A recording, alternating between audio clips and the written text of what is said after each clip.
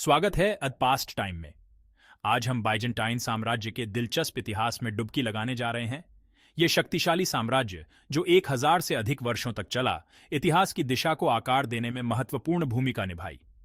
अपनी रणनीतिक स्थिति से लेकर अपनी समृद्ध सांस्कृतिक और धार्मिक विरासत तक, बाइजेंटाइन साम्राज्य सभ्यता के इतिहास में एक महत्वपूर्ण स्तंभ बना हुआ है। कॉन्स्टेंटिनोपल का उदय पूर्व में एक नया रोम। 330 ईस्वी में प्राचीन यूनानी शहर बाइजेंटियम की जगह पर एक नए रोम का जन्म हुआ। सम्राट कॉन्स्टेंटाइन द फर्स्ट ने इस नई राजधानी की स्थापना की। उन्होंने अपने नाम पर इसका नाम कॉन्स्टेंटिनोपल रखा और इस पर धन, संसाधन और कुशल कारीगरों को लगाया।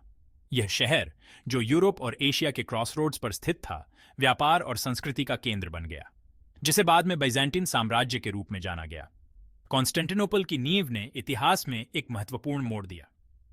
कॉन्स्टेंटाइन का लोकेशन का चुनाव कोई दुर्घटना नहीं थी। कॉन्स्टेंटिनोपल ने काला सागर और भूमध्य सागर के बीच महत्वपूर्ण व्यापार मार्गों की कमान संभाली। इस रणनीतिक स्थिति ने शहर की आर्थिक समृद्धि सुनिश्चित की। अपने शुरुआती दिनों से ही कॉन्स्टेंटिनोपल की कल्पना एक ईसाई शहर के रूप में की गई थी। कॉन्स्टेंटाइन ने ईसाइयों के उत्पीड़न को गैरकानूनी घोषित कर दिया, जिससे ईसाई धर्म रोमन साम्राज्य का आधिकारिक धर्म बन गया। कॉन्स्टेंटिनोपल इस नई ईसाई व्यवस्था का प्रतीक बन गया। इस शहर ने तीर्थयात्रियों, मिशनरियों और धर्मशास्त्रियों को आकर्षित किया। कॉन्स्टेंटीन की विरासत उनके द्वारा बनाए गए भौतिक शहर से कहीं आगे तक फैली हुई थी। उन्होंने एक ऐसे राजवंश की स्थापना की जिसने सदियों तक बाइजेंटीन साम्राज्य पर शासन किया। ईसाई धर्म को अपनाने से साम्राज्य के विकास पर गहरा प्रभाव पड़ा। कॉन्स्टेंटिनोपल की स्थापना के साथ कॉन्स्टेंटीन ने न केवल एक नए शहर का निर्माण किया था, बल्कि उन्होंने एक नए साम्राज्य की नींव रखी थी। ईसाई धर्म का मार्गदर्शक प्रकाश, आस्था और साम्राज्य आपस में जुड़े हुए हैं। अपनी स्थापना से ही बाइजेंटीन साम्राज्य का ईसाई धर्म के साथ गहरा संबंध था। यह धर्म बाइजेंटीन जीवन के हर पहलू में व्याप्त था, सरकार के उच्चतम स्तर से लेकर सबसे विनम्र गांव तक।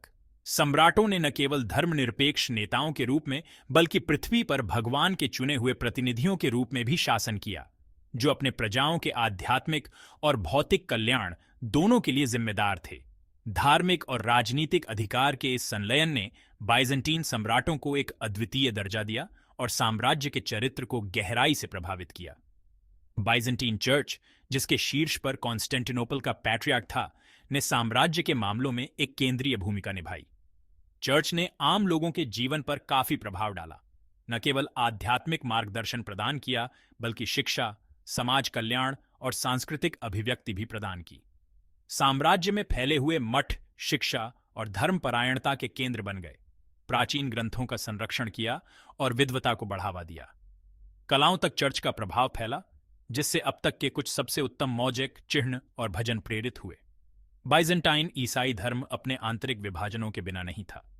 धार्मिक विवाद, जो अक्सर मसीह की प्रकृति और पूजा में प्रतीकों की भूमिका पर केंद्रित होते थे, भयंकर बहस छेड़ सकते थे और हिंसा भी फैला सकते थे।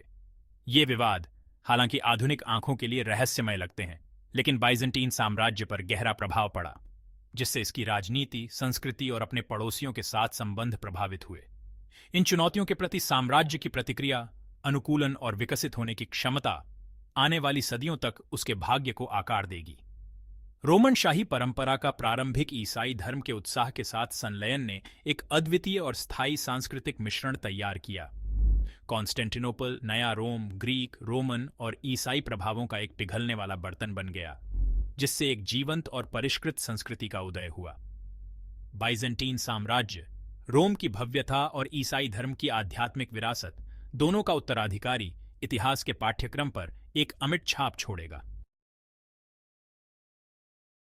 शाही नींव, डायोक्लिशियन और कॉन्स्टेंटीन के सुधार। बाइजेंटीन साम्राज्य, हालांकि अक्सर इसकी बाद की उपलब्धियों के लेंस के माध्यम से देखा जाता है, लेकिन इसकी दीर्घायु का श्रेय दो महत्वपूर्ण सम्राटों, डायोक्लिशियन और कॉन्स्टेंटीन के मूलभूत सुधारों को जाता है। 3री शताब्दी ईस्वी के अंत में रोमन साम्राज्य अभूतपूर्व संकट के दौर से गुजरा। बर्बर जनजातियों से आंतरिक अस्थिरता, आर्थिक संकट और बाहरी खतरों ने साम्राज्य को फाड़ने की धमकी दी। यह उथल पुथल की पृष्ठभूमि के खिलाफ था कि डायोक्लीशियन, एक सक्षम सैनिक जो रैंकों के माध्यम से सम्राट बन गया, ने व्यवस्था और स्थिरता बहाल करने के उद्देश्य से व्यापक सुधारों की एक श्रृंखला लागू की। डायोक्लीशियन का सबसे महत्वपूर्ण सुधार टेट्रार्की की स्थापना थी, जो शासन की एक प्रणाली थी जिसने साम्राज्य को 4 भागों में विभाजित किया। प्रत्येक पर एक सह सम्राट का शासन था। सत्ता का यह विभाजन, हालांकि प्रशासन और रक्षा में सुधार के उद्देश्य से किया गया था, अंततः अस्थिर साबित हुआ। हालांकि डायोक्लीशियन के सुधारों के अन्य पहलुओं का अधिक स्थायी प्रभाव पड़ा। उन्होंने साम्राज्य के प्रांतों का पुनर्गठन किया, सेना को मजबूत किया और मुद्रास्फीति से निपटने के लिए आर्थिक सुधारों को लागू किया। ये उपाय, हालांकि कठोर थे, साम्राज्य को स्थिर करने में मदद करते थे और नए समृद्धि के दौर का मार्ग प्रशस्त करते थे। कॉन्स्टेंटाइन, जो गृहयुद्ध की अवधि के बाद सत्ता में आया, ने डायोक्लीशियन की नींव पर निर्माण किया। उसने सेना को मजबूत करने और प्रशासन में सुधार की प्रक्रिया जारी रखी, लेकिन उसका सबसे महत्वपूर्ण योगदान ईसाई धर्म को अपनाना था। ईसाई धर्म को साम्राज्य का पसंदीदा धर्म बनाकर कॉन्स्टेंटीन ने रोमन इतिहास के पाठ्यक्रम को मौलिक रूप से बदल दिया। उनके फैसले के दूरगामी परिणाम हुए, जिससे साम्राज्य का धार्मिक परिदृश्य, इसकी संस्कृति और व्यापक दुनिया के साथ उसके संबंध आकार लेते हैं। कॉन्स्टेंटाइन द्वारा कॉन्स्टेंटिनोपल को साम्राज्य की नई राजधानी के रूप में स्थापित करना पूर्व की ओर एक निर्णायक बदलाव का प्रतीक है।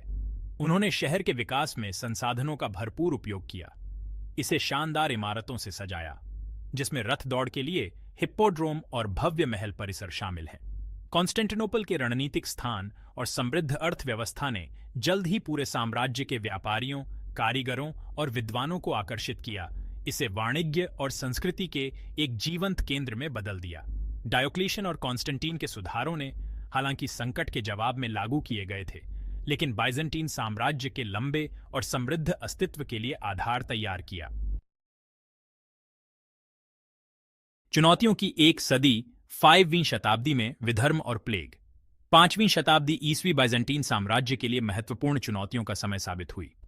जबकि पश्चिमी रोमन साम्राज्य बर्बर आक्रमणों के भार तले टूट गया, पूर्व को आंतरिक और बाहरी दोनों तरह के खतरों का सामना करना पड़ा। सबसे अधिक दबाव वाले मुद्दों में से एक धार्मिक विधर्मों का उदय था, जिसने चर्च के अधिकार को चुनौती दी और साम्राज्य को धार्मिक रेखाओं के साथ विभाजित करने की धमकी दी।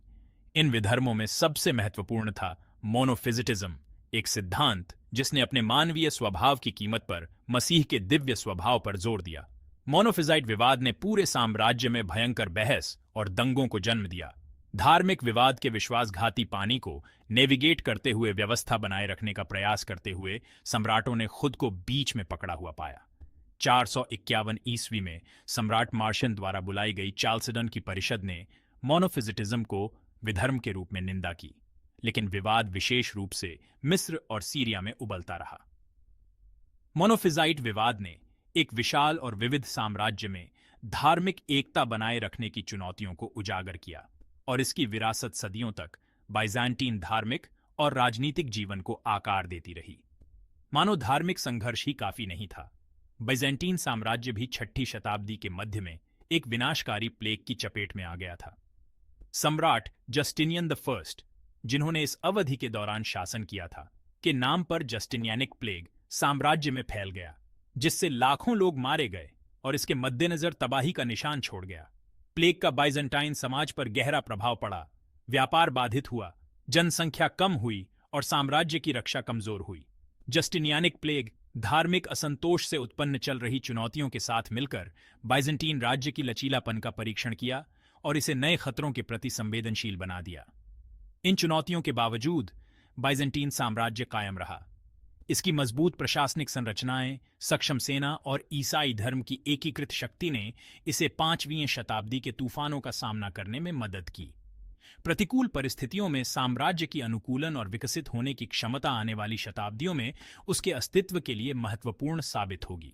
संक्षेप में, बाइजेंटाइन साम्राज्य सभ्यता का एक उज्ज्वल स्तंभ था जो प्राचीन और मध्यकालीन दुनिया को जोड़ता था। इसकी कला, धर्म और संस्कृति में योगदान अमान्य है। बाइजेंटाइन साम्राज्य को समझना हमें इतिहास के जटिल तारों की सराहना करने में मदद करता है और इस अद्वितीय सभ्यता की स्थायी विरासत को समझने में मदद करता है। देखने के लिए धन्यवाद। इसे लाइक, शेयर और सब्सक्राइब करना न भूलें। द पास्ट टाइम के लिए और ऐतिहासिक अन्वेषणों के लिए।